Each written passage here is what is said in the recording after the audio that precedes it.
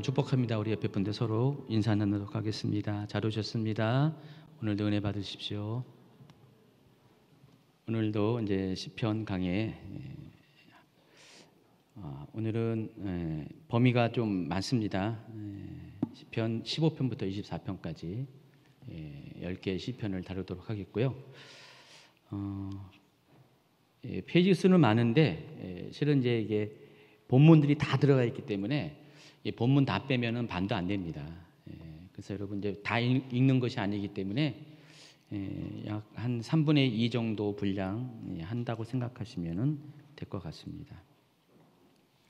제가 이렇게 페이지 수를 많이 이렇게 남겨놓은 이유는 여러분이 혼자서 나중에 봐도 충분히 독학할 수 있게끔 그렇게 만든 겁니다.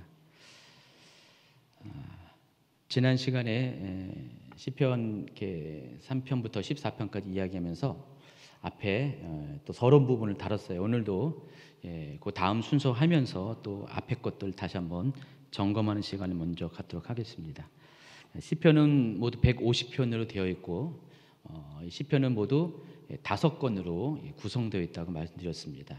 자, 이 시편의 이 구성 분류는 배열은 포로 시대 후기에 대략적으로 에스라가 최종적으로 이 편집을 했다고 봅니다. 그래서 포로 시기의 후기에 이 150편의 시편을 잘 정리를 했습니다. 자, 그런데 그 구성의 기준이 뭐에 맞췄다고 그랬어요? 모세오경에 맞춰서 모세오경이 5권이 있는 것처럼 시편도 모두 150편을 5개로 분류를 했습니다. 그래서 이스라엘 백성들이 모세오경 토라를 매일매일 이렇게 의무적으로 또 즐거움으로 읽는 것처럼 시편도 매일매일 삶 가운데 읽을 수 있도록 그런 식으로 배려를 했다는 것을 여러분이 아시기 바랍니다.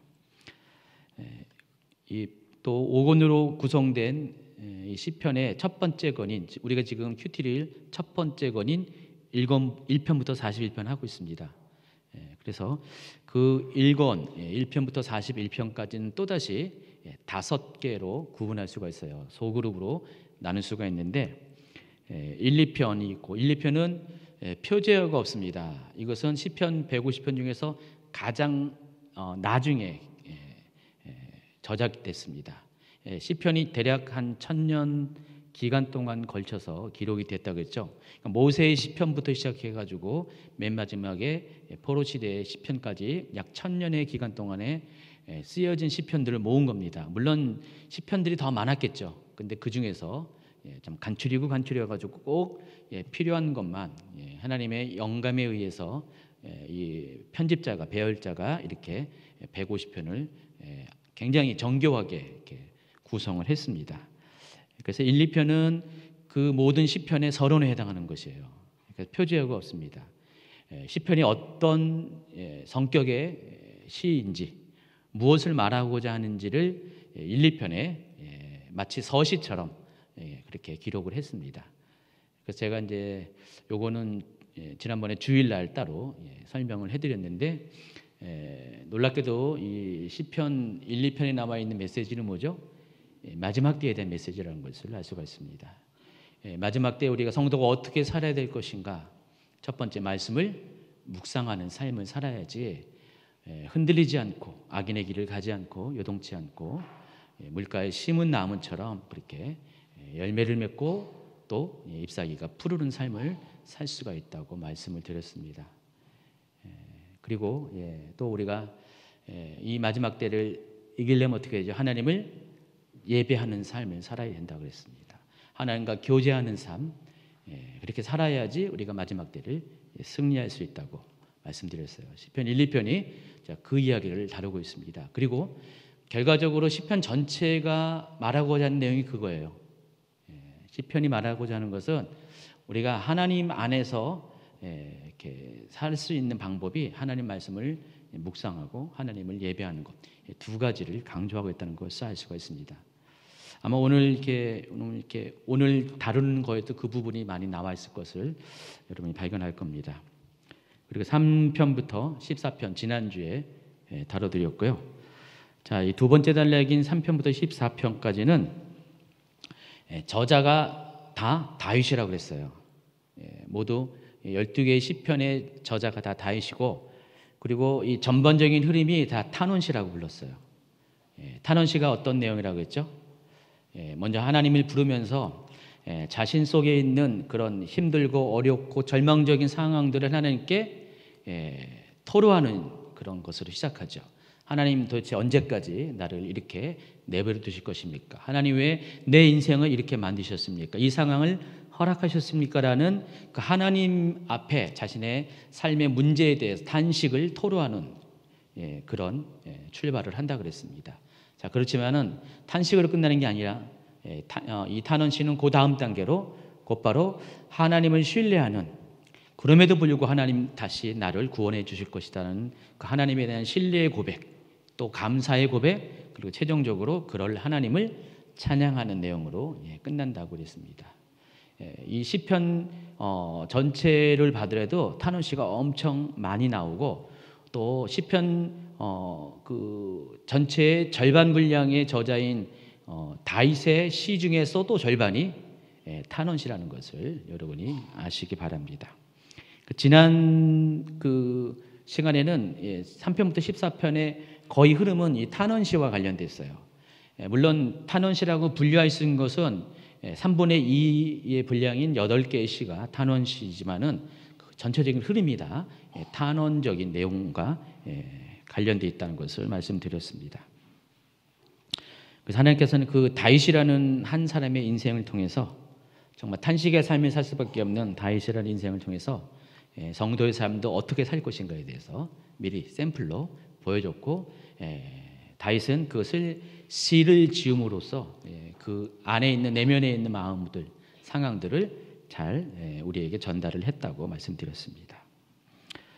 자, 그런데 이 시편 3편부터 14편은 구조적으로 수미 쌍강 구조, 이거 좀 오늘 처음 들은 분들은 또 낯설은 표현이죠. 인클루지브 구조, 낯설죠? 처음 들었죠?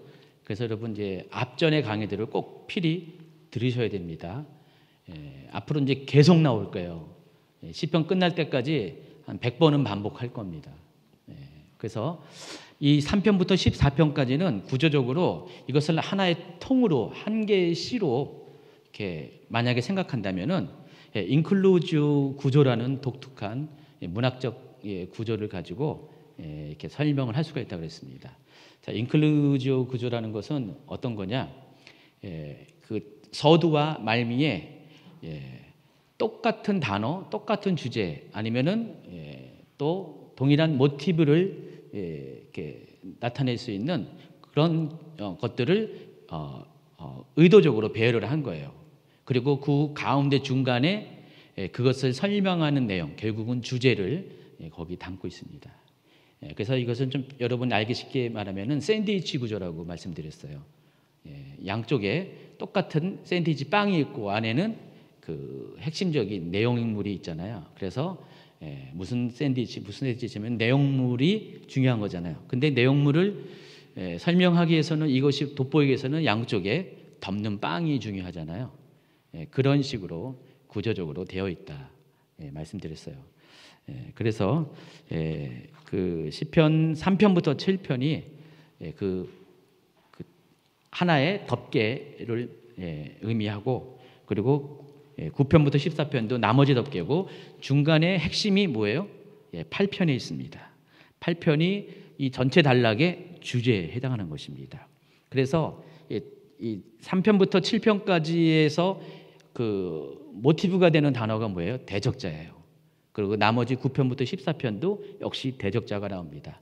결과적으로 앞뒤로 대적자가 지금 시인이 다윗이잖아요. 다윗을 공격하고 힘들게 하는 대적자들이 뭐라고 말합니까? 다윗이 고난 가운데서도 하나님을 열심히 믿었고 섬겼고 하나님을 예배했죠. 그런 다윗을 조롱하고 있습니다. 다윗한테 네가 아무리 그런다 할지라도, 네가 아무리 믿음의 삶을 산다 할지라도 하나님이 없다. 하나님이 없다고 조롱을 합니다. 하나님 너를 모른 채 한다. 너를 버렸다. 그렇게 다윗에게 조롱을 합니다. 그런 내용들이 앞뒤로 포진되어 있어요. 그러나 그럼에도 불구하고 다윗은 8절에서 어떻게 고백합니까? 한번 다시 한번 8편을 읽어볼까요? 여호와 우리 주여, 주의 이름이 온 땅에 어찌 그리 아름다운지요. 주의 영광이 하늘을 덮었나이다. 주의 대적으로 말미암아 어린아이들과 젖먹이들의 입으로 권능을 세우시며 이는 원수들과 보복자들을 잠잠하게 하려 하심이니이다. 주의 손가락으로 만드신 주의 하늘과 주께서 베풀어 두신 달과 별들을 내가 보오니 사람이 무엇이기에 주께서 그를 생각하시며 인자가 무엇이기에 주께서 그를 돌보시나이까. 그를 하나님보다 조금 못하게 하시고 영화와 존귀로 관을 씌우셨나이다. 주의 손으로 만드신 것을 다스리게 하시고 만물을 그의 발 아래 두셨으니 곧 모든 소와 양과 들짐승이며 공중의 새와 바다의 물고기와 바닷길에 다니는 것이니이다. 여호와 우리 주여, 주의 이름이 온 땅에 어찌 그리 아름다운지요. 지난 시간에 이제 마무리하면서 결론 내리면서 이 찬양 불렀죠. 근데 은혜가 참 많았습니다. 새 목사님 나중에 오더라고. 이 찬양 부르는데 막 울컥하더래요. 그래서 그러니까 이 고난을 겪어본 사람들만이 알 수 있는 감정이입입니다. 정말 힘들고 어려운 상황 가운데 앞에 모든 것들은 막혀 있고 대적자들은 계속 앞뒤로 나를 흔들고 조롱하고 나는 홀로 고립되어 있는 그런 상황 가운데 불러도 대답 없는 그 하나님, 아무리 찾아도 보이지 않는 그 하나님의 얼굴이 보이지 않기 때문에 힘들어했는데 그럼에도 불구하고 하나님은 마침내 응답하실 것입니다. 그래서 그런 하나님을 그 믿음으로 찬양하는 것이 이제 8편입니다. 여호와 우리 주여, 주의 이름이 온 땅에 어찌 그리 아름다운지요. 여러분이 고난 가운데서도 이런 고백을 하셔야 됩니다. 이제 드디어 이제 오늘 이제 본론 오늘 이야기를 들어가겠습니다. 15편부터 24편까지 모두 10개의 시가 여기에 포진되어 있고요. 이 단락에 있는 모두 10개의 시의 저자 또한 다윗입니다. 지금 제1권의 시의 거의 대부분은 다 저자가 다윗입니다. 자, 보시면은 15편부터 그 표제어가 쭉 나와 있습니다. 24편까지 다 다윗입니다. 다윗의 시, 믹담, 기도 이런 식으로 표현되어 있다고 그랬습니다. 믹담이라는 것은 교훈이라는 뜻이에요. 그래서 다 다윗이 지은 시예요. 자, 그런데 이 단락은 앞에 3편부터 13편까지는 그것과 약간 비교가 됩니다. 지금 이 15편부터 24편까지는요, 시들이 다 다양한 문학적 장르상, 분류상 다 다양한 시들이에요. 그리고 이 시들이 아주 정교하게 동심원 구조로, 또 동심원 구조 나왔네요. 기억하시죠? 동심원 구조. 기억 안 나십니까? 그런 분들이 해서 설명을 해놨습니다. 그 표가 있죠? 동그라미. 자, 저렇게 된 게 동심원 구조입니다. 겉에서부터 이렇게 원이 점점 깊어지면서 맨 가운데 진하게 보이는 빨간색으로 표현한 그 가운데 있는 원이 주제에 해당하는 것이죠. 점점 밖에서부터 이렇게 그러니까 그 주제를 설명하기 위해서 내용들이 구성되어 있어요. 포진되어 있어요. 잘 보시면 알겠지만은 아주 정교하게 배열이 되어 있어요. 바깥에는 다 시온시로 배열이 되어 있고요. 그 안에 신뢰시, 그 안에 탄원시, 그 안에 제왕시, 그리고 가장 중앙에 토라시, 율법시 이런 식으로 구성이 되어 있습니다. 그래서 이 동심원 구조의 주제가 어디 있다고 그랬어요? 가운데 있어요. 그러면 이 전체 단락의 주제는 19편에 있음을 알 수가 있습니다. 19편 이번 주에 하게 되나요? 이번 주에 아마 이렇게 순서상 19편 하게 될 겁니다. 그래서 19편이 이 전체 단락 10개의 시의 주제 시라고 여러분 보시면 됩니다. 그래서 이 10개의 시를 읽을 때 결국은 19편의 이야기를 하려고 그러는 거예요. 아까 3편부터 14편의 모든 시들은 결국은 8편 얘기를 하려고 그렇게 하는 것입니다. 그래서 시온시가 어떤 것인가 이미 다 결혼 시간에 설명을 했지만은 시온시라는 것은 시온이 어딜 말하는 거죠? 하나님이 계시는 성산 예루살렘이죠. 하나님이 계시는 성전이 있는 곳이 시온입니다. 그래서 그 시온에 관한 그 찬양입니다. 그 주제가 들어가는 것이 시온시예요. 15편 1절 읽습니다. 여호와여 주의 장막에 머무를 자 누구오며 주의 성산에 사는 자 누구오니까. 주의 장막, 주의 성산. 주의 성산은 하나님이 계신 산, 시온산, 예루살렘 안에 있는 시온산. 또 그 안에 있는 주의 장막, 그것을 이야기하죠. 또 16편은 실레시라고 했죠. 한번 읽어볼까요? 내가 여호와를 항상 내 앞에 모시며 그가 나의 오른쪽에 계심으로 내가 흔들리지 아니하리로다.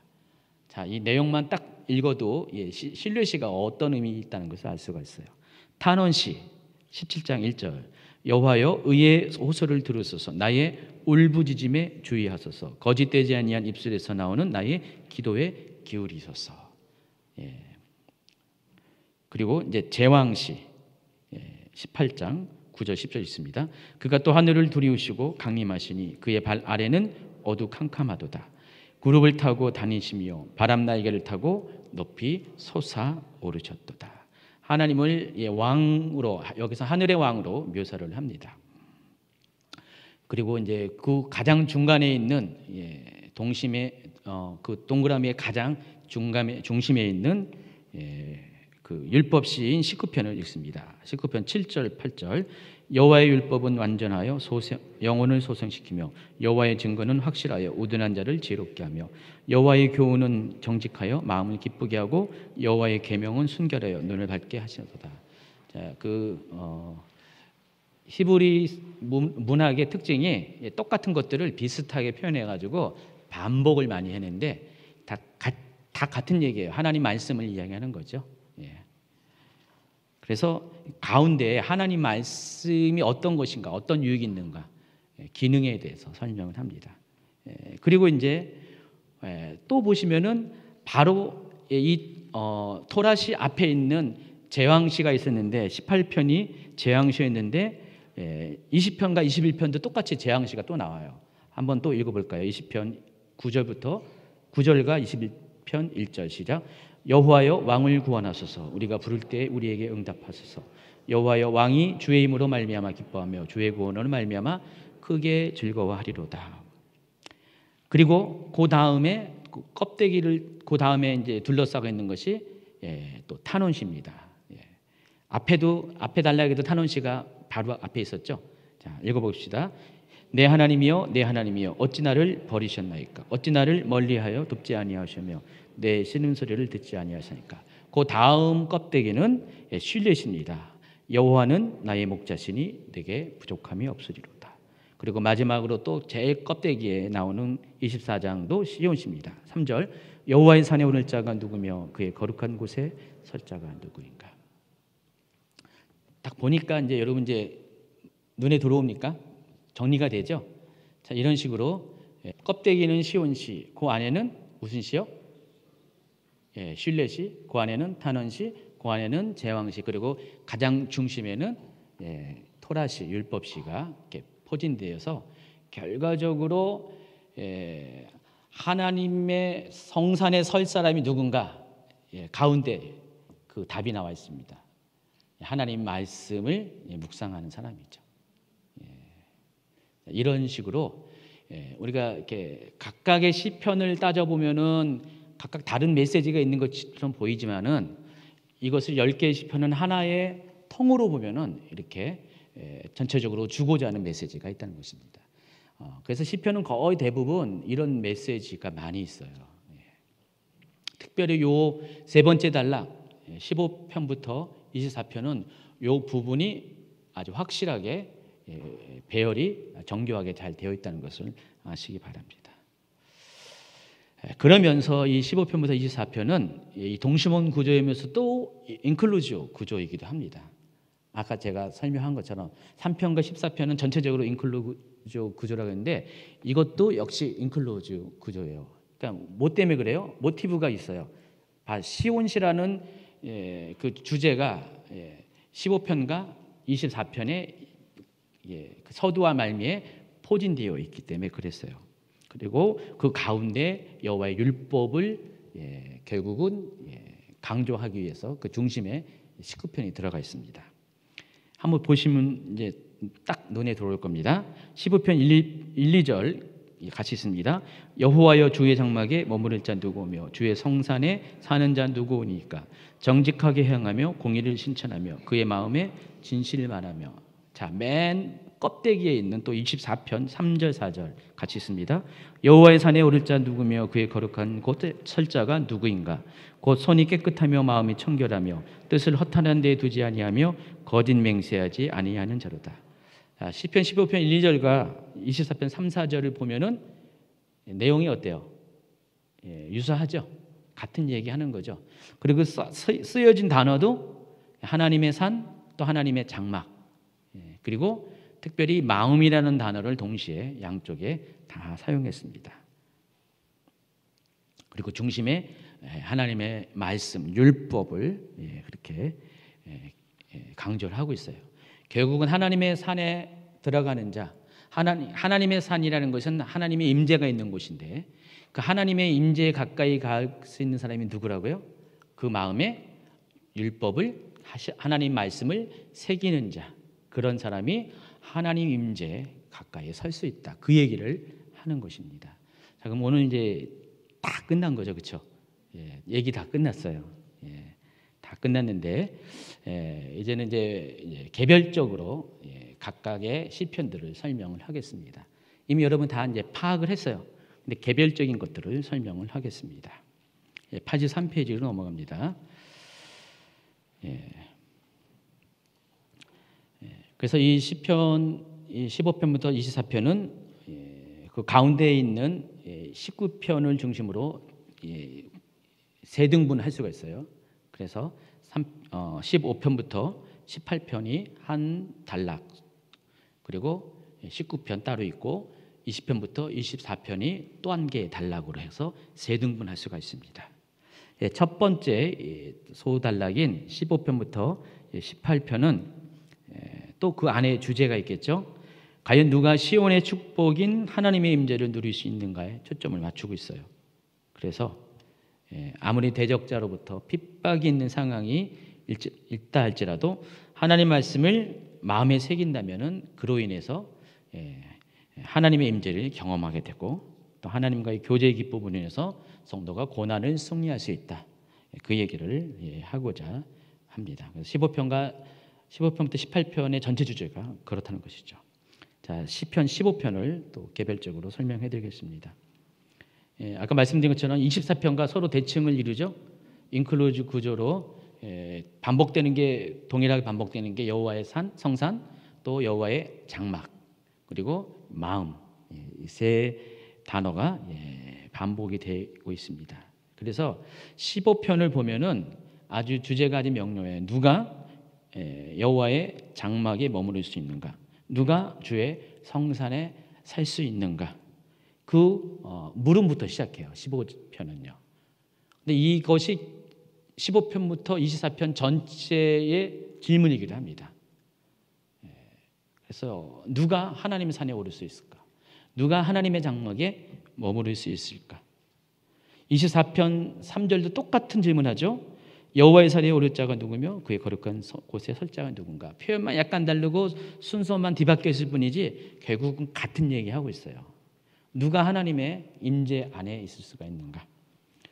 2절 이하는요, 그렇게 하나님의 산에 올라갈 수 있는, 하나님의 장막에 머무를 수 있는 자격을 갖춘 자에 대해서 설명합니다. 누가 하나님의 산에 오를 수가 있는가 물었으니까 이런 사람이 하나님의 산에 오를 수가 있다. 이런 사람이 하나님의 장막에 머무를 수가 있다. 그 내용이 2절부터 5절까지 나와 있는데 여기 보시면은 모두 11가지의 예를 소개하고 있습니다. 정직하게 행하며 공의를 실천하며 그의 마음에 진실을 말하며 그의 혀로 남을 허물하지 아니하고 그의 이웃에게 악을 행하지 아니하며 그의 이웃을 비방하지 아니하며 그의 눈은 망령된 자를 멸시하며 여호와를 두려워하는 자들을 존대하며 그의 마음에 서원한 것은 해로울지라도 변하지 아니하며 이 자를 받으려고 돈을 구워주지 아니하며 뇌물을 받고 무죄한 자를 해하지 아니하는 자이니 이런 일을 행하는 자는 영원히 흔들리지 아니하리이다. 아멘. 자, 이런 사람이 하나님의 산에 오를 수 있고요. 주의 장막에 살 수 있습니다. 또 시편 1편의 그 표현에 의하면 이런 사람이 흔들리지 않다고 말씀을 하고 있습니다. 자, 똑같은 이야기를 또 맨 마지막 24편에도 반복적으로 이야기하고 있습니다. 4절 한번 있습니다. 곧 손이 깨끗하며 마음이 청결하며 뜻을 허탄한 데에 두지 아니하며 거짓 맹세하지 아니하는 자로다. 자, 여기 쭉 소개된 모두 15가지의 그 내용들을 잘 살펴보면은 우리의 삶과 관련됐다는 것을 알 수가 있습니다. 하나님 백성으로서 이렇게 살아가는 사람이 하나님의 산에 오를 수가 있는 거죠. 여러분, 하나님의 임재가 있는 것은 아무나 가는 것이 아닙니다. 여러분이 이제 늘 하나님은 거룩하다 그랬습니다. 거룩하다 했는데 그 거룩의 개념이 뭐죠? 구별된 거죠. 세상과는 구별된 차별된 분리를 말하는 것입니다. 세상 사람처럼 살지 말아야 돼요. 세상 사람처럼 생각하고 말하지 말아야 되죠. 오직 하나님처럼 생각하고 하나님처럼 말하는 그런 사람만이 하나님 성전에 들어갈 수 있어요. 하나님 성소에 들어갈 수가 있습니다. 하나님의 얼굴을 볼 수가 있습니다.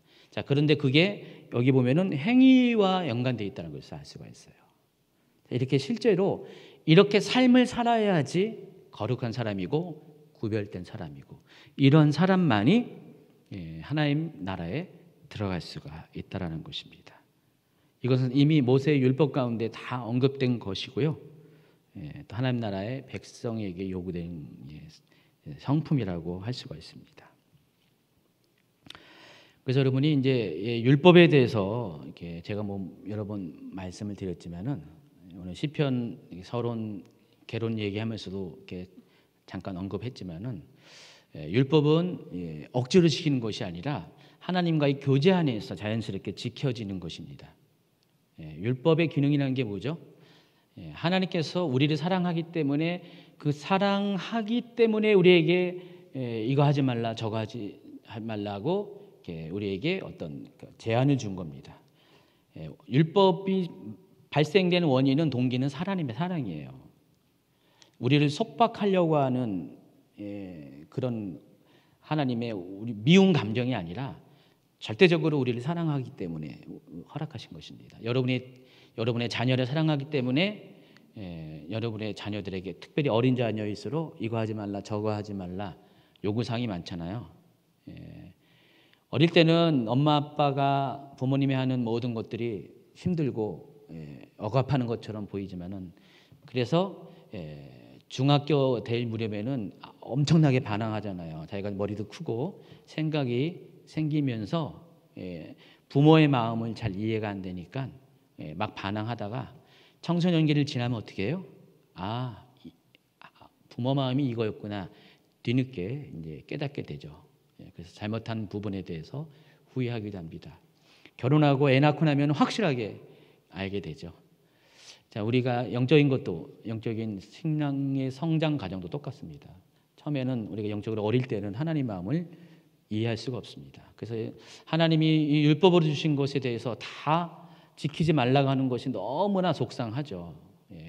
교회 나오니까 정말 이렇게 하지 말라는 게 너무 많은지 못 살겠어 정말.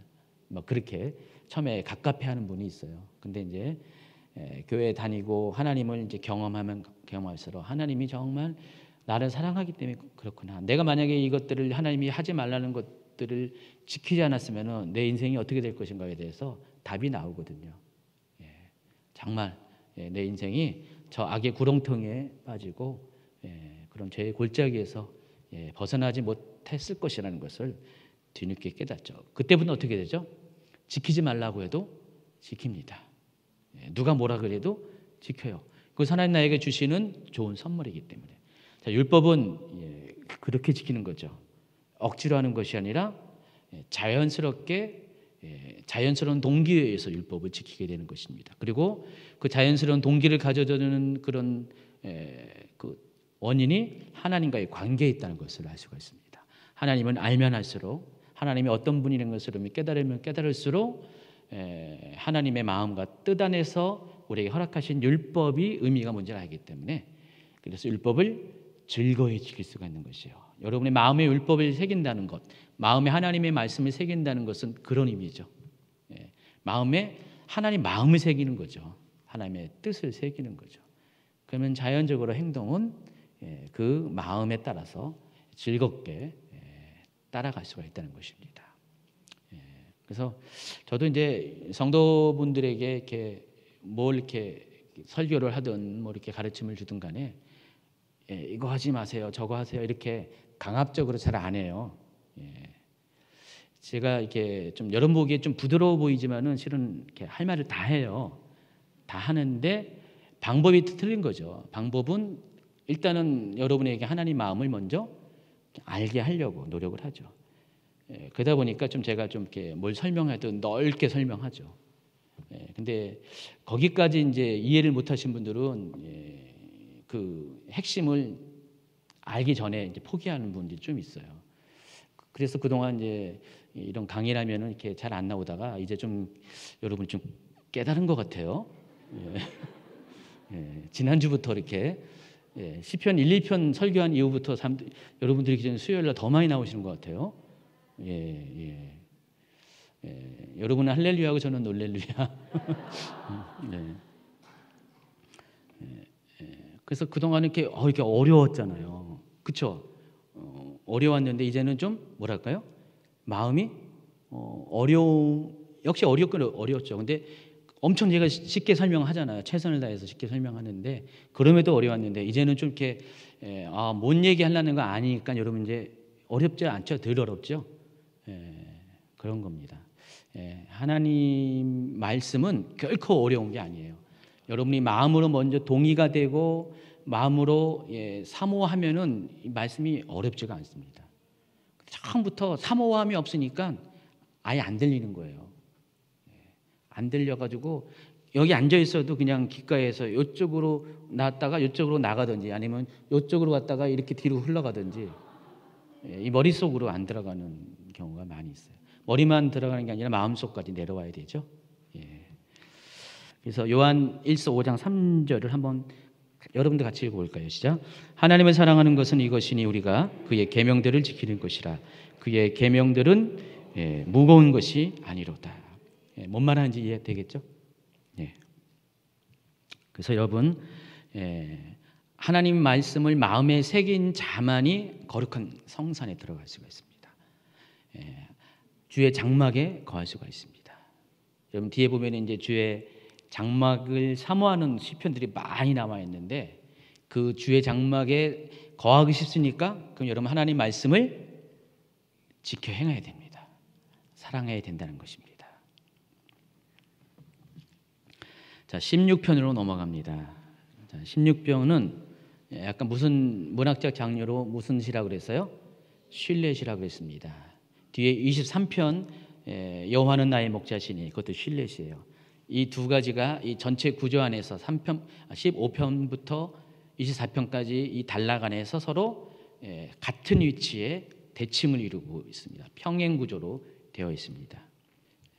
그래서 여러분 한번 그 부분을 비교해서 한번 보도록 하겠습니다. 내가 여호와께 아뢰되 주는 나의 주님이시오니 주밖에는 나의 복이 없다 하였나이다. 여호와는 나의 목자시니 내게 부족함이 없으리로다.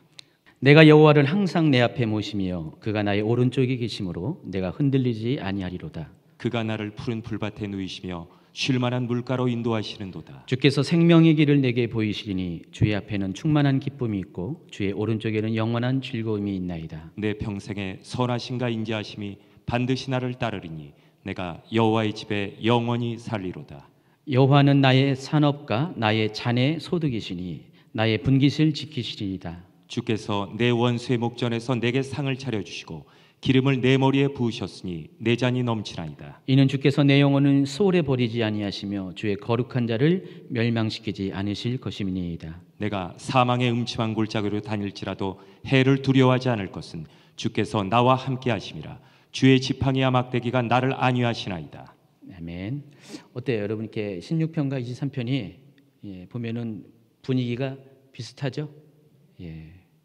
자, 그리고 이 시편 16편은요. 또 이제 계속 반복적입니다. 예, 또 패널 구조로 되어 있습니다. 그러니까 이 시편의 구조는 세 가지예요. 예, 동심원 구조, 첫 번째 동심원 구조, 두 번째 인클루지오, 수미 상관 구조, 뭐 샌드위치 구조 이렇게 말할 수 있죠. 그리고 세 번째가 패널 구조입니다. 예, 패널이라는 게 뭐죠? 판을 말하는 거죠. 판을 여러분 공사할 때 판을 붙이고 이런 식으로 패널이 점점 이렇게 증폭되죠. 사실은 그런 식으로 패널이 하나 이렇게 해서 누적되어 붙여지는 것처럼 여기도 그런 식으로 구조가 되어 있습니다. 그래서 A, B, C, D. 근데 여기는 원래 A, B, C, D 다음에 A-, B-, C-, D-가 되는데 A-가 뒤에가 있어요. 약간 불안정한 패널 구조로 되어 있습니다. 그것을 보면서 여러분이 이 시편을 읽어보시라는 거죠. 그러면은 이 A, B, C, D라는 것은 같은 주제를 말하는 거예요. 같은 주제를 이야기하고 있다는 거예요. 똑같은 비슷한 주제를 A 유형, B 유형, C 유형, D 유형을 하는 거예요. 그런 식으로 이것이 반복이 되어 있다는 뜻이에요. 그래서 시편은 이 세 가지 구조와 기본적인 구조와 약간의 변형 구조를 이렇게 다 똑같이 돼 있어요. 그래서 여러분이 나중에 이제 시편을 이렇게 묵상할 때 이 구조를 먼저 알면은 내용이 파악이 쉬워요. 내용 파악이 쉬우니까 또 거기를 기초로 해가지고 묵상하는 게 어렵지가 않습니다. 딴 길로 가지 않습니다. 그래서 제가 오늘은 24편까지 하기 때문에 여러분 다음 주까지 할 분량까지 다 해버려요. 그러니까 여러분 이거를 미리 이제 하면은 이제 오늘 이후로 큐티하기가 편해질 겁니다. 이해하시겠죠? 그래서 시편 16편은 그 A, B, C, D, B-, C-, D-, A- 이런 패널 구조로 되어 있다는 것을 여러분이 다시 한번 확인하시기 바랍니다. 그래서 결론이 맨 끝에 있어요. 패널 구조 같은 경우는 16장 11절에 같이 있습니다. 주께서 생명의 길을 내게 보이시니 주의 앞에는 충만한 기쁨이 있고 주의 오른쪽에는 영원한 즐거움이 있나이다. 이게 결론입니다. 17편으로 넘어가겠습니다. 17편은 탄원시입니다. 맨 처음에 시온시를 시작해가지고 그다음에 실내시 그리고 그 안에 탄원시가 들어가 있습니다. 여기는 표제어가 다윗의 기도라고 나와 있어요. 그래서 이 17편은 실제로 기도문입니다. 다윗의 기도문인데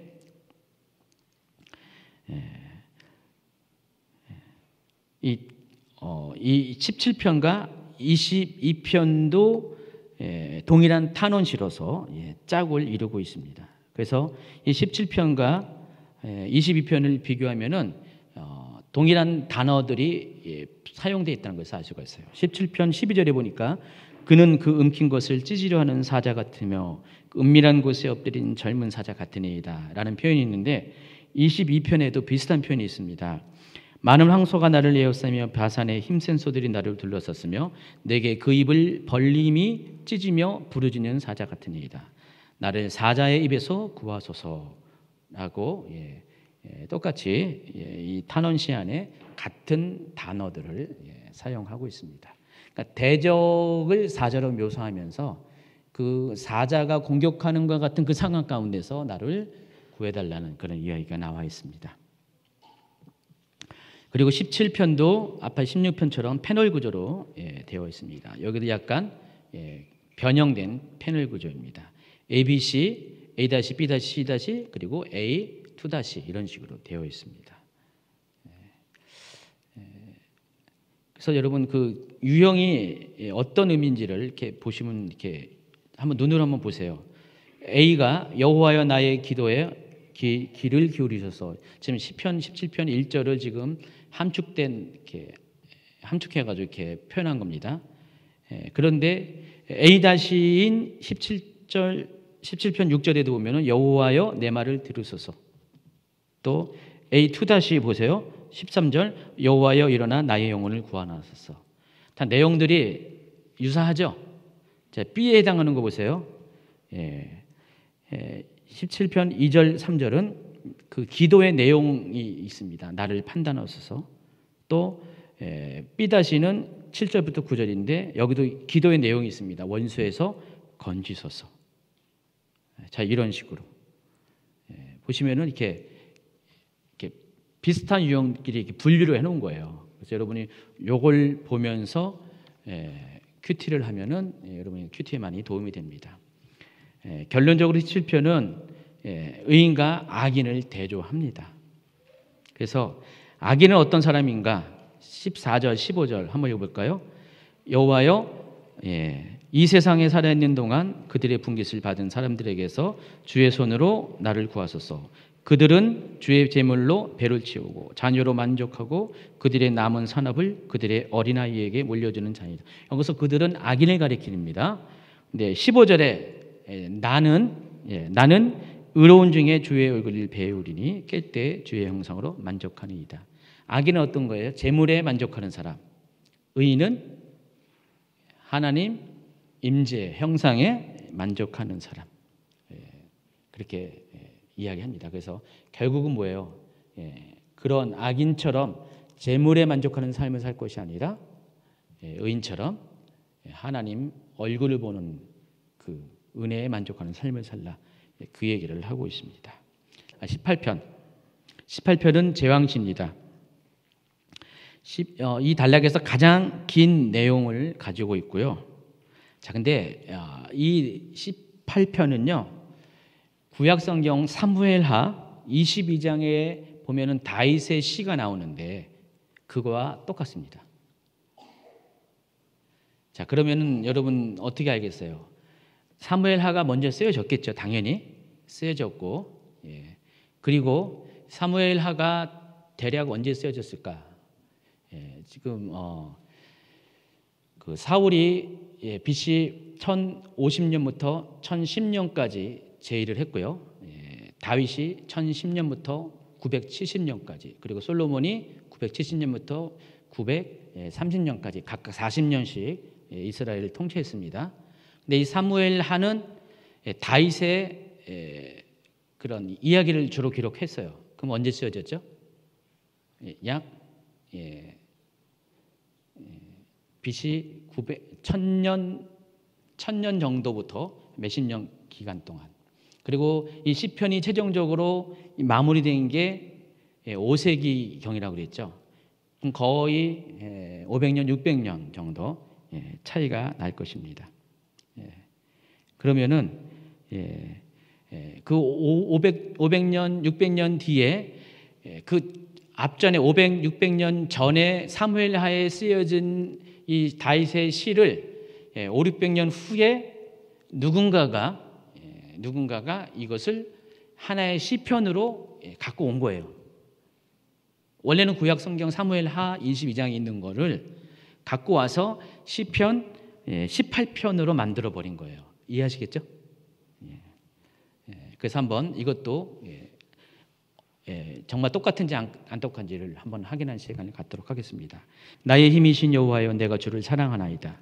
여호와는 나의 반석이시요 나의 요새시요 나를 건지시는 이시요 나의 하나님이시요 내가 그 안에 피할 나의 바위시요 나의 방패시요 나의 구원의 뿌리시요 나의 산성이시로다. 내가 찬송받으실 여호와께 아뢰리니 내 원수들에게서 구원을 얻으리로다. 여호와께서 다윗을 모든 원수의 손과 사울의 손에서 구원하신 그날에 다윗이 이 노래의 말씀으로 여호와께 아뢰어 이르되 여호와는 나의 반석이시요 나의 요새시요 나를 위하여 나를 건지시는 자시요 내가 피할 나의 반석의 하나님이시요 나의 방패시요 나의 구원의 뿌리시요 나의 높은 망대시요 그에게 피할 나의 피난처시요 나의 구원자시라. 나를 폭력에서 구원하셨도다. 내가 찬송받으실 여호와께 아뢰리니 내 원수들에게서 구원을 받으리로다. 거의 똑같죠? 한번 또 다음 절 읽겠습니다.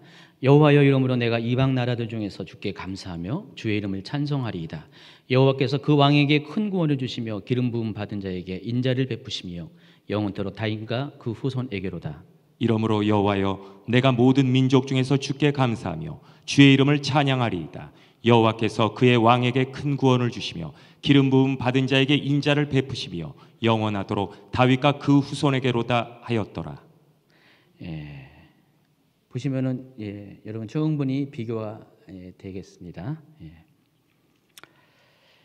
그래서 이 시편 18편은요, 이 대적자로부터 고난을 당하면서 하나님 앞에 그것을 탄원을 했죠. 그거에 대한 응답을 기록한 겁니다.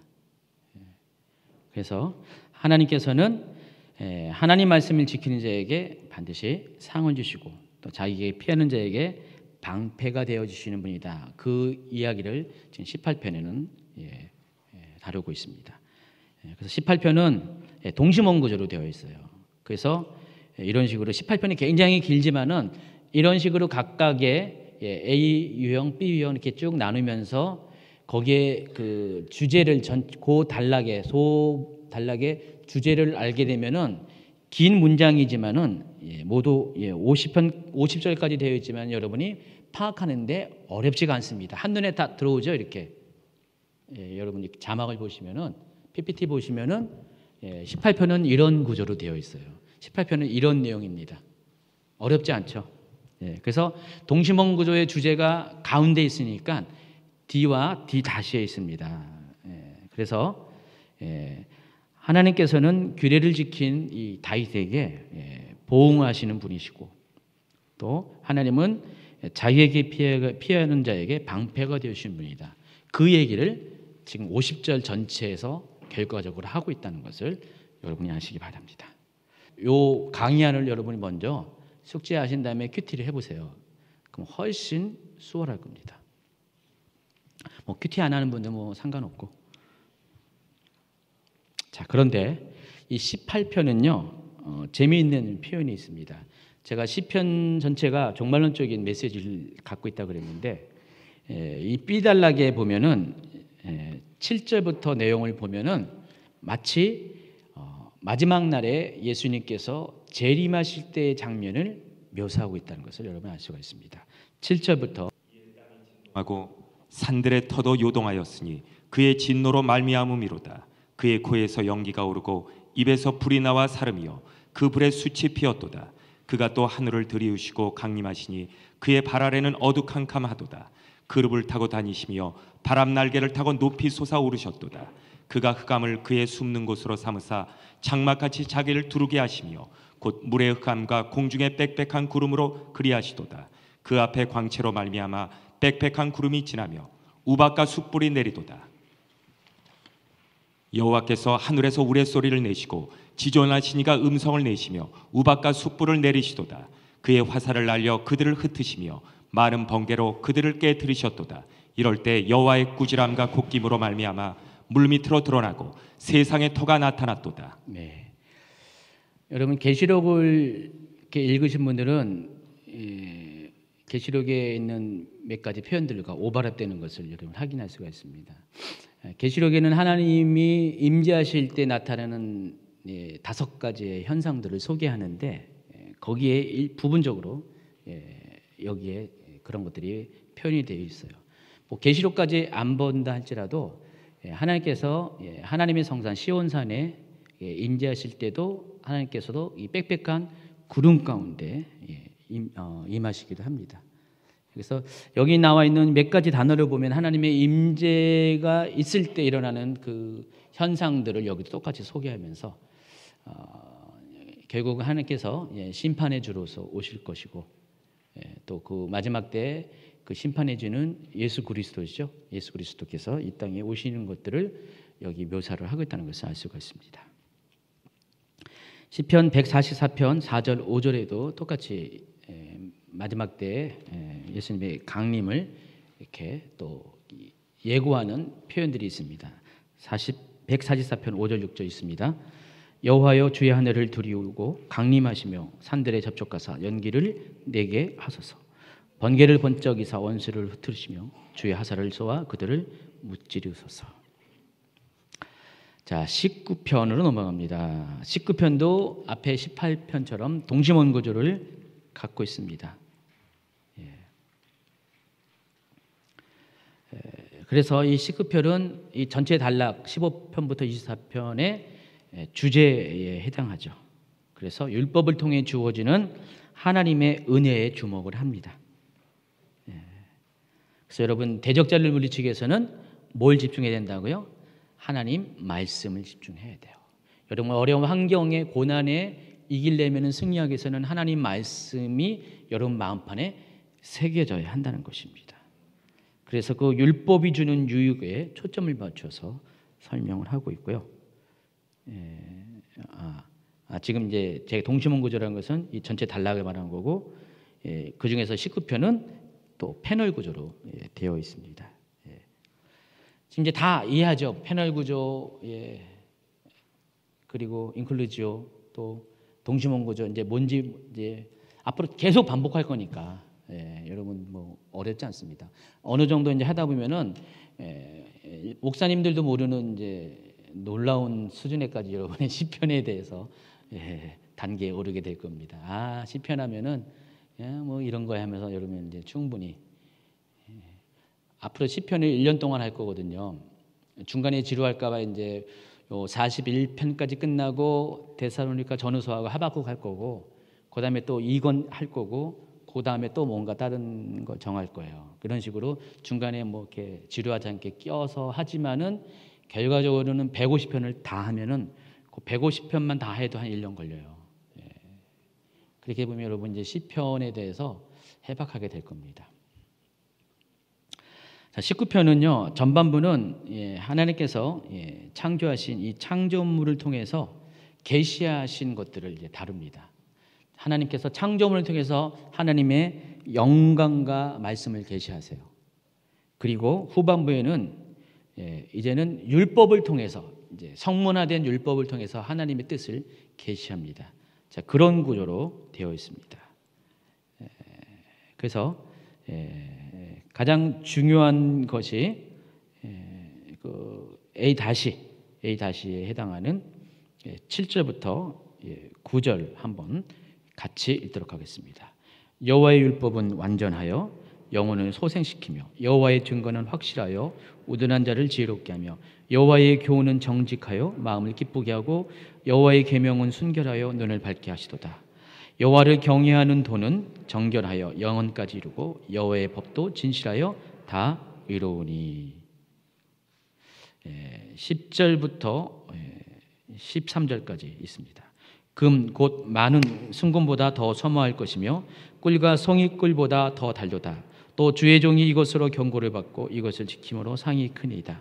자기 허물을 능히 깨달을 자 누구리요? 나를 숨은 허물에서 벗어나게 하소서. 또 주의 종에게 고의로 죄를 짓지 말게 하사 그 죄가 나를 주장하지 못하게 하소서. 그리하면 내가 정직하여 큰 죄가에서 벗어나겠나이다. 나의 반석이시요 나의 구속자이신 여호와여, 내 입의 말간 마음의 묵상이 주님 앞에 연락되기를 원하나이다.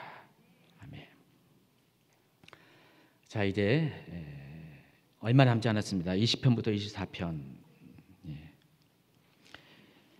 20편과 21편은 제왕시에 해당합니다. 앞에 뭐가 제왕시였죠? 19편을 중심으로 바로 앞에 있는 18편이 제왕시였죠. 그리고 22편은 탄식시입니다. 지금 서로 이렇게 대칭이 되고 있어요. 앞에 구조랑 19편을 중심으로 이렇게 대칭이 돼서 똑같은 그런 문학적 장르의 시들이 이렇게 배열이 되어 있습니다. 이 22편은 아주 또 중요한 시이기도 해요. 여기에 보면 탄식시인데 여기에는 예수님의 고난에 대한 예표들이 나와 있습니다. 뒤에 좀 이따 설명을 할 거고요. 그리고 23편은 그 가운데서 여호와는 나의 목자입니다라는 고백이 담겨져 있고요. 그리고 마지막 24편은 시온시로서 이 전체 단락의 결론에 해당합니다. 아까 15편 모르셨겠죠? 누가 하나님 성산에 서 있을 수 있는가? 누가 하나님의 장막에 살 수 있는가? 그걸 달았잖아요. 여기도 24편은 똑같이 그것을 이렇게 이야기하면서 그 답을 설명을 하고 있다는 것입니다. 자, 20편, 20편도 동시몬고주로 되어 있습니다. 그래서 주제가 중간에 있는데 시달락이 있습니다. 시달락인 20편 6절을 읽습니다. 여호와께서 자기에게 기름 부음 받은 자를 구원하시는 줄 이제 내가 아노니 그의 오른손에 구원하는 힘으로 그의 거룩한 하늘에서 그에게 응답하시리로다. 이게 주제예요.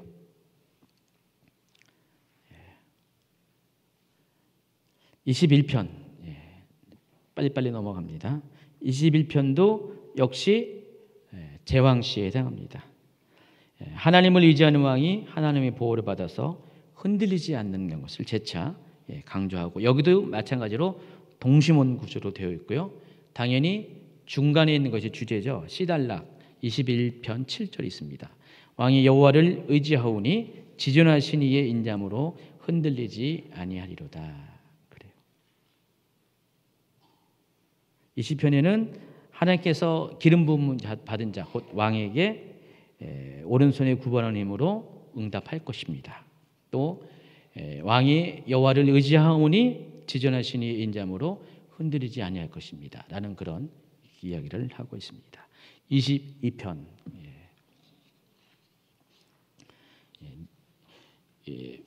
인쇄물은 엄청 많은데 지금 빨리빨리 하죠. 저는 엄청 고생하고 수고하는데 여러분은 아주 그냥 거저 먹기죠. 그렇죠. 괜찮습니다. 거저 먹으라고 준비한 거니까. 자, 22편은 탄원시입니다. 탄원시인데 이것도 동시몬 구조 안에서 17편과 대칭을 이루고 있고요. 17편도 탄원시라는 것이죠. 22편은 특별히 왕의 고난과 관련된 탄식을 다루고 있습니다. 앞에 20편과 21편이 제왕시였고요. 그 제왕, 왕이 이제는 22편에 고난을 당하는 겁니다. 자, 한번 읽어볼까요? 22편. 내 하나님이여 내 하나님이여 어찌 나를 버리셨나이까? 어찌 나를 멀리하여 돕지 아니하시오며 내 신음소리를 듣지 아니하시나이까? 제9시쯤에 예수께서 크게 소리질러 이르시되 엘리 엘리 라마 사박다니 하시니 이른 곳 나의 하나님 어찌하여 나를 버리셨나이까 하는 뜻이라. 자, 지금 복음서의 저자가 이거를 시편 22편에서 인용을 해온 거예요. 그래서 제가 이 요한복음 강의할 때 제가 설명드린 것처럼 복음서는 복음서를 쓸 때 그 자료가 있습니다. 자료 생각나시죠?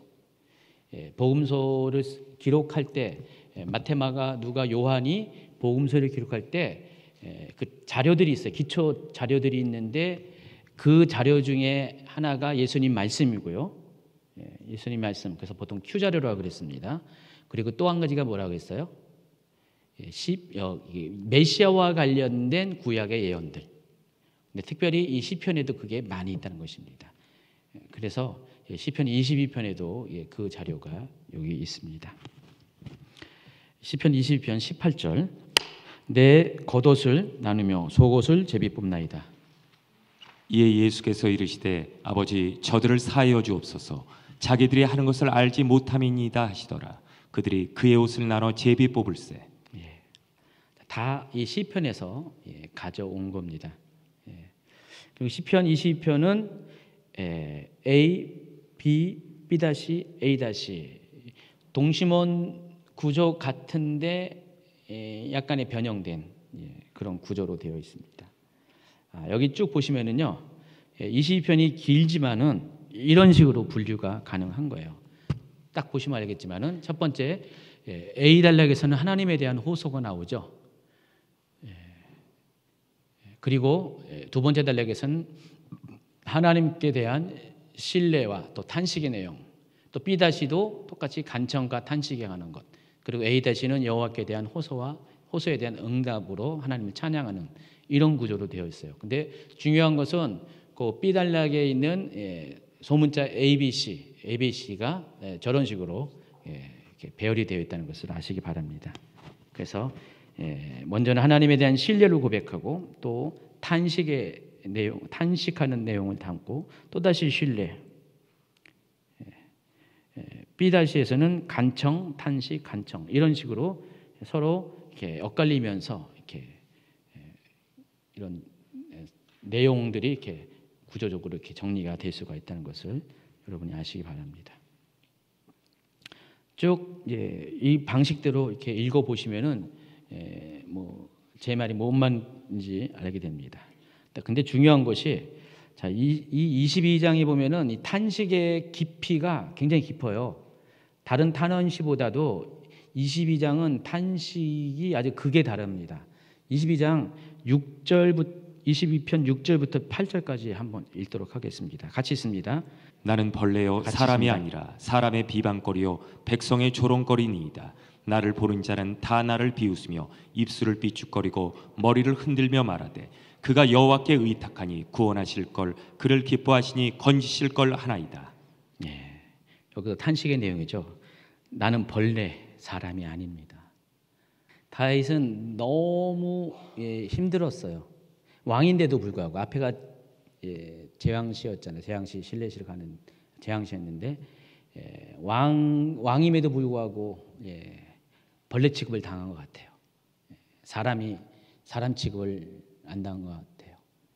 여러분 투명인간이라고 아시죠? 사람들이 왕따시킨 게 투명인간입니다. 여러분 투명인간 대본 적 있어요? 여름이 지나가는데 여름을 못 봐. 사람들이 못 보는 게 아니라 아는 체 안 하는 거죠. 다윗이 그랬다는 거죠. 벌레 취급을 당했다는 것입니다. 사람들이 비방하고 백성들이 조롱하고 다윗이 언제 가장 처절한 비방과 조롱과 벌레 취급을 당했을까요? 언제 그랬을까요? 압살롬에 의해서 왕권을 빼앗기고 도망칠 때 처절했을 거예요. 그렇죠? 그 도망치기 전에 그 상황 보세요. 압살롬이 어떻게 그 배은 망덕한 불효를 저질렀을까요? 정말 부독한 행동을 통해서 아버지를 완전히 깔아뭉갰잖아요. 그런 상황 가운데 도망가고 있는 그런 것까지 겪으면서 다윗이 얼마나 자기가 벌레 취급을 당했을 것을 느꼈을 거예요. 또 22편 12절부터 또 한번 읽어볼까요? 시작.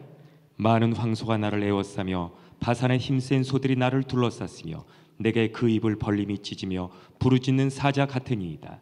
나는 물같이 쏟아졌으며 내 모든 뼈는 어그러졌으며 내 마음은 밀랍 같아서 내 속에서 녹았으며 내 힘이 말라 질그릇 조각 같고 내 혀가 입천정에 붙었나이다.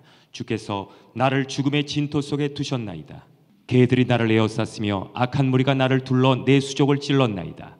내가 내 모든 뼈를 셀 수 있나이다. 그들이 나를 주목하여 보고 내 겉옷을 나누며 속옷을 제비 뽑나이다. 참 표현이 정말 대단하지 않아요? 오직했으면은 다시 시인이긴 시인이지만은 뭐 시도 아무나 시인이라고 다 쓰는 게 아니라 그 상황이 절절했기 때문에 이런 시를 쓴 거죠, 그렇죠? 이런 경험을 당하지 않고 어떻게 이런 시를 썼겠습니까, 그렇죠? 여러분들 이렇게 다윗과 같은 상황이 생기면 여러분도 시인이 돼요. 여러분도 사랑에 빠지면 사랑의 시인이 되고요. 자기가 그런 상황과 감정이 있으면은 자동적으로 시는 쓰여지는 건데 다윗 같은 경우는 어떤 이런 상황 가운데 극한 상황들을 많이 겪었기 때문에 다윗이 원래 뭐 재능이 있어서 쓴 것 같지 않고요. 그의 삶이 시를 쓸 수밖에 없게끔 만든 것 같아요. 그렇죠? 자, 근데 그럼에도 불구하고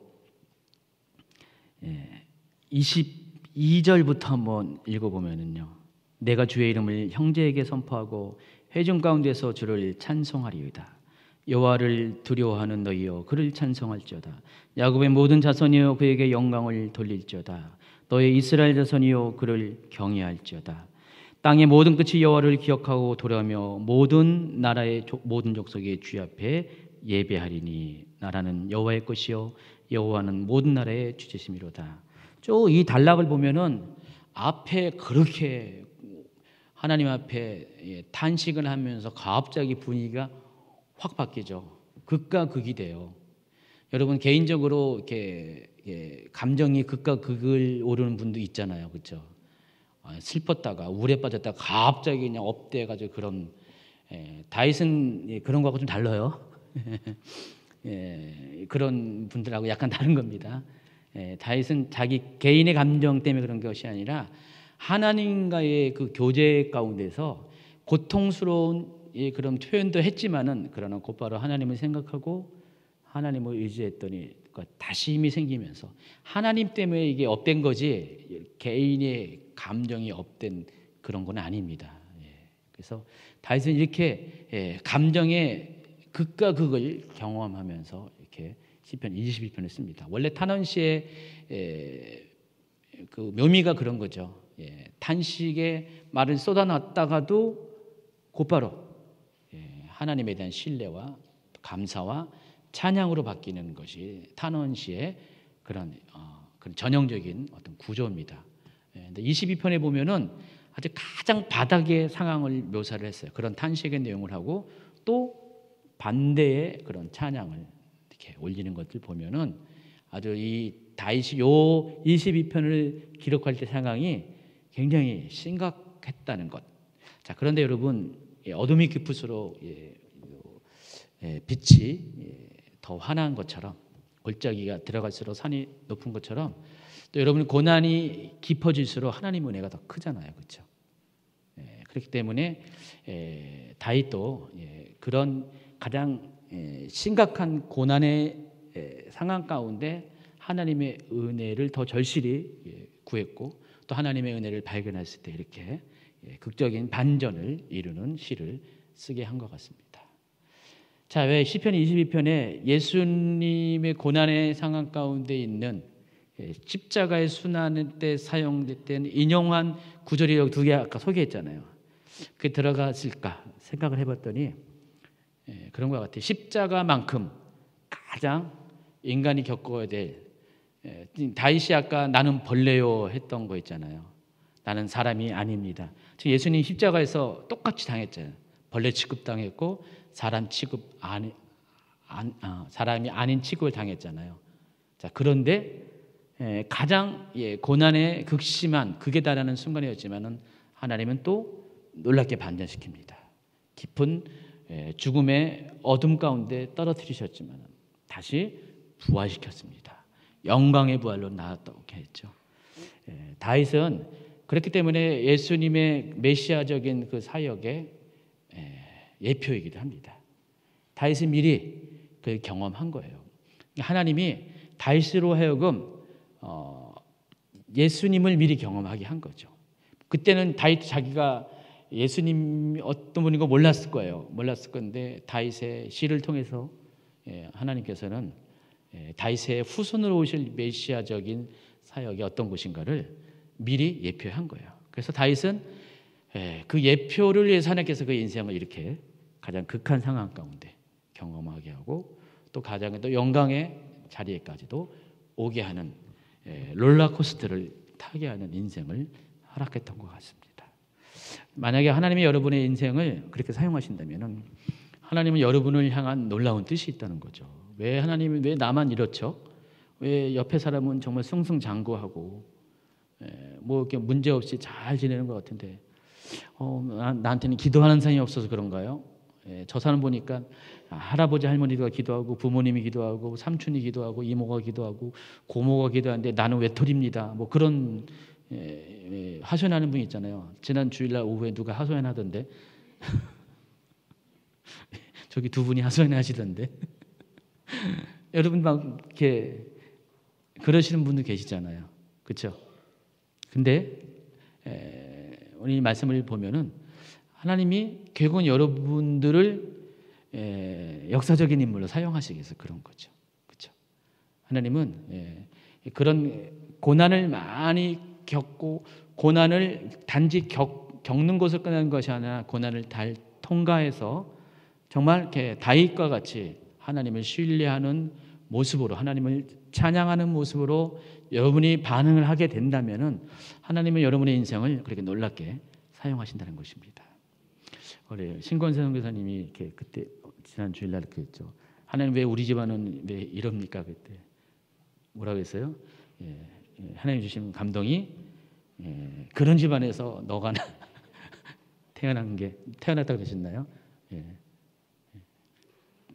그것을 발견했다 그랬잖아요.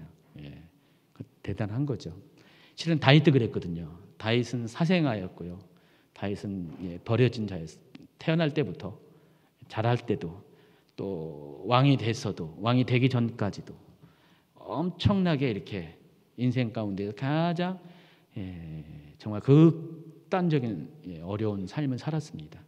특별히 사람에 대한 어려움을 많이 겪었는데 그런 다윗이 어떻게 해요? 나중에 보면은 뒤에 보면은 다윗의 사무엘하 보면은 다윗에 속한 사람들을 막 소개하는데 대단해요.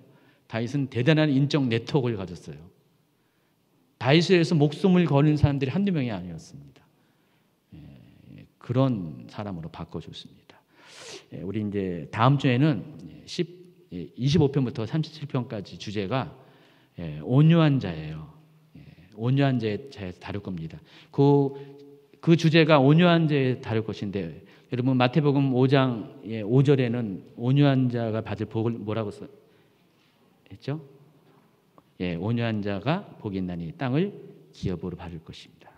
여기서 이 땅이라는 것은 물리적인 땅도 포함되지만은 그 외에도요 사람도 포함되고요 나라도 포함되고 하나님이 그에게 주실 모든 축복들을 포함됩니다. 그러니까 온유한 자에게는 하나님께서 사람을 붙여줘요. 근데 온유한 자가 어떤 사람입니까? 하나님의 마음과 뜻을 아는 사람. 그렇기 때문에 그 하나님의 마음과 뜻에 순종할 줄 아는 사람이 온유한 사람입니다. 겉으로 부드럽고 따뜻해 보이는 그것이 아니라 하나님에 대해서 그리 할 줄 아는 사람입니다. 그런 것이 이제 바깥으로 드러날 때는 부드러움으로 나올 수밖에 없는 거죠. 화를 낼 일이 없죠. 그래서 여러분 다윗은 그런 의미에서 온유한 사람이었어요. 하나님의 마음과 뜻을. 근데 그 모든 것의 출발, 기초, 핵심이 뭐라고요? 하나님 말씀을 묵상하는 거다. 하나님 말씀을 알아가는 것이다. 여러분 하나님 말씀을 모르면은 온유해질 수가 없다. 모세가 하나님 말씀을 몰랐다면은 온유하게 반응할 수 없었죠. 요셉이 하나님 뜻을 알지 못했다면 온유할 수 없었어요. 예수님도 마찬가지입니다. 그러니까 세상의 모든 온유한 사람의 온유의 근거는 하나님 말씀이라는 것이죠. 여러분도 그렇게 되길 바랍니다. 그건 다음 주에 다룰 것입니다. 그리고 23편. 23편은 여러분 너무나 잘 알고 있는 시입니다. 어제 신방 갔을 때 제가 이 시편 말씀을 이제 신방 가운데 설교했어요. 어제 근데 이제 안 믿는 분이 계셔가지고 이 말씀 너무 잘 알 것 같아가지고 어제 이 말씀을 가지고 설명을 잠깐 해드렸는데 어쩌면 제가 시간이 주일 설교를 하게 되면 시편 23편으로 설교를 할 수 있을 수도 있어요. 근데 진도가 이제 그때쯤 되면 또 진도가 딴 거 나가버리면 이제 놓친 거 기차는 떠난 거고 혹시 이제 시편 23편을 더 구체적으로 다뤄드릴 겁니다. 그 전에 잠깐 이제 이야기하면은 시편 23편은 실let이라고 그랬죠. 앞에 뭐와 대칭된다고 했죠. 16편과 대칭된다고 그랬어요. 그래서 아까 서로 엇갈리면서 노지선이랑 저랑 이렇게 같이 읽어드렸습니다. 6절밖에 안 되지만은 여기에는 또 많은 뜻이 또 함축되어 있습니다. 특별히 이런 고난의 상황 가운데 이 시인 다윗이 결국 찾았던 그 결론이 뭐냐? 하나님은 나의 목자라는 그 놀라운 발견이라는 것입니다. 하나님이 나의 목자가 되면은 여기 네 가지 유익이 있습니다. 하나님은 나의 공급자가 되실 것이고요. 내게 부족함이 없으리로다. 또 하나님은 나의 인도자가 되실 것입니다. 그가 나를 푸른 풀밭에 누이시며 쉴만한 물가로 인도하신도다. 내 영혼을 소생시키시고 자기 이름을 위하여 의의 길로 인도하신도다. 그리고 하나님이 나의 목자가 되면 하나님이 나를 보호하실 것입니다. 내가 사망의 음침한 골짜기로 다닐지라도 해를 두려워하지 않을 것은 주께서 나와 함께 하심이라. 주의 지팡이와 막대기가 나를 안위하시나이다. 또 하나님이 나의 목자가 되면은 어떻게 됩니까? 원수 앞에 아까 인도자 같은 개념에서 원수 앞에 나를 상을 베푸실 것입니다. 주께서 내 원수의 목전에서 내게 상을 베푸실 것이다. 이 상은 밥상을 의미합니다. 밥상. 자세한 것은 이제 나중에 시편 23편 따로 하게 되면 이야기할 거고요. 그리고 또 23편 5절에 보면 내게 기름을 내 머리에 부으셨습니다. 실제로 목자들은요, 양들이 다치고 그럴 때 일과를 다 끝난 다음에 양들을 양 우리에 넣을 때 하나하나 검색을 한대요. 가지고 괜찮나, 다친 데 없나. 그러면 다친 곳이 있으면은 기름을 발라줘요. 이렇게 아픈 곳에, 다친 곳, 상처난 곳에. 그렇게 해서 우리에 드려옵니다. 하나님은 그와 같이 우리의 또 치료조가 되십니다. 그래서 6절 같이 있습니다. 내 평생의 선하심과 인자하심이 반드시 나를 따르리니 내가 여호와의 집에 영원히 살리리로다. 그렇기 때문에 여러분이 여호와의 집에 살아야 돼요. 그래서 그 다음에 나오는 24편은 곧바로 시온시가 나오는 거예요. 바로 그 여호와의 집에 대해서 설명합니다. 24편으로 넘어갑니다. 24편은 15편과 24편의 결론에 해당하는 것이고요. 23편에서 제시된 그 시온의 축복, 하나님은 목자로 받아들일 때 받게 되는, 여호와의 집에 거할 때 받게 되는 4가지 축복, 공급함, 인도함, 보호함, 치료함을 받기 위해서 누가 하나님의 임재 가운데 거할 수 있는가를 질문하고 그에 대해 답을 줍니다. 아까 24장 3절에 보면은 한번 다시 읽어볼까? 여호와의 산에 오를 자가 누구며 그의 거룩한 곳에 설 자가 누구인가? 이거에 대한 답이 4절과 6절에 나와 있습니다. 첫 번째 4절이 있습니다.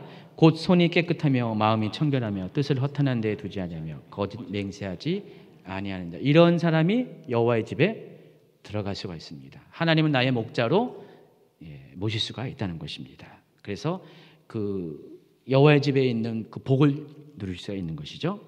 그리고 6절에 보니까 이는 여호와를 찾는 족속이요 야곱의 하나님의 얼굴을 구하는 자로다. 누가 여호와의 집에 머물 수 있냐면 하나님의 얼굴을 구하는 자. 그래서 여러분 이렇게 시편을 보면은 1, 2편에서 이미 얘기했어요. 1, 2편에서 얘기한 것처럼 우리의 삶이 하나님 말씀을 묵상하고 하나님 말씀을 묵상하다 보면 어떻게 해요? 하나님 뜻대로 살아가죠. 이게 여기는 손이 깨끗하고 마음이 청결하고 뜻을 허탄에 두지 않고 거짓 맹세하지 않는 것. 시편 1편 1절에는 악인과 함께 걷지 않는다. 워크. 그래서 그리고 두 번째 죄인의 자리에 서지 않는 스탠드. 오만한 자의 자리에 앉지 않는다. 시트. 이 3가지 단어를 표현했어요. Not walk, not stand, not sit. 그래서 행위를 강조했다고 그랬습니다. 그러니까 복 있는 사람이 아슈레 하이시는 사람의 복이라는 것은 이런 3가지 행동을 하지 않는 사람을 의미한다고 그랬습니다. 지금 그 얘기가 반복되고 있는 것이에요. 그리고 하나님의 얼굴을 구하는 것. 이게 이제 시편 2편 12절에 설명이 되어 있다고 그랬습니다. 이런 사람은 하나님께 복을 받고 또 구원의 하나님께 의를 얻게 될 것입니다. 시편 24편은 그 얘기를 하고 마칩니다. 여러분 이제 다 했어요. 다 했는데 시편 24편은 결국은 결론에 해당하는 것이죠. 누가 하나님의 거룩한 성산에 설 수 있는가? 누가 하나님의 장막에 거할 수 있는가? 곧 하나님의 임재 안으로 들어갈 수 있는가? 어떤 사람이요? 이와 같이 그 삶이 하나님 백성으로서 하나님 말씀대로 살아가는 사람. 또 하나님 얼굴을 구하며 하나님을 예배하고 하나님을 교제하는 그 사람. 그런 사람이 하나님의 전에 들어갈 수가 있어요. 우리 식으로 말하면 어떻게 해요? 하나님 나라 천국에 들어갈 수가 있다는 것입니다. 여러분 천국 가야 되잖아요. 천국은 이런 사람이 가는 것입니다. 하나님의 얼굴을 구하는 자, 하나님을 예배하는 자, 하나님과 교제하는 자, 또 하나님의 말씀을 사랑하고 하나님의 말씀을 즐거이 지키는 자, 그런 사람이 하나님 나라에 들어갈 수가 있습니다. 입술의 고백만 갖고는 아닙니다.